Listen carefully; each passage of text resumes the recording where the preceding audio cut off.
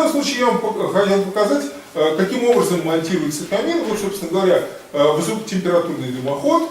Вот, собственно говоря, идет, установили топку и подключили ее к высокотемпературному дымоходу. После этого все стены вокруг облицовываются базальтовым утеплителем. К сожалению, здесь мы уже никакая органика не вытянет, да, только базальт. Значит, базальтовый утеплитель с фольгированным экраном.